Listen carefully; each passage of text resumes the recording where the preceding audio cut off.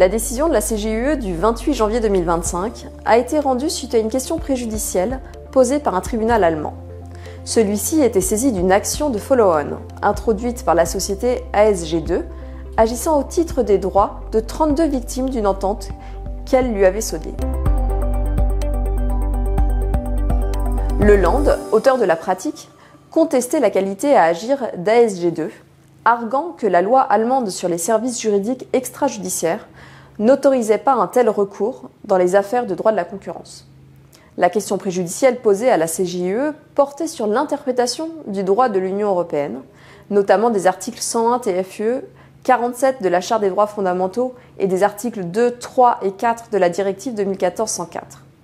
La Cour devait déterminer si une réglementation nationale empêchant les victimes de pratiques anticoncurrentielles de céder leurs droits à réparation à un prestataire de services juridiques pour une action de groupe était conforme au droit de l'Union. La CJUE y a répondu par la négative. Le droit de l'Union s'oppose à une telle réglementation nationale si celle-ci ne prévoit aucune autre possibilité de regroupement des prétentions individuelles et si l'exercice d'une action individuelle est impossible ou excessivement difficile. La Cour a souligné que le droit à réparation intégrale doit être effectif et que les États membres doivent garantir des voies de recours adéquates.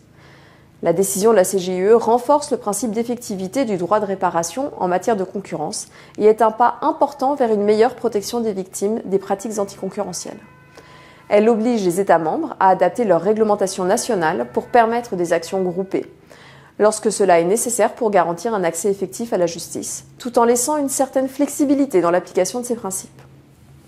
Cependant, elle soulève des questions sur la manière dont les juridictions nationales vont interpréter et appliquer ces exigences, ce qui pourrait nécessiter des ajustements législatifs et réglementaires supplémentaires.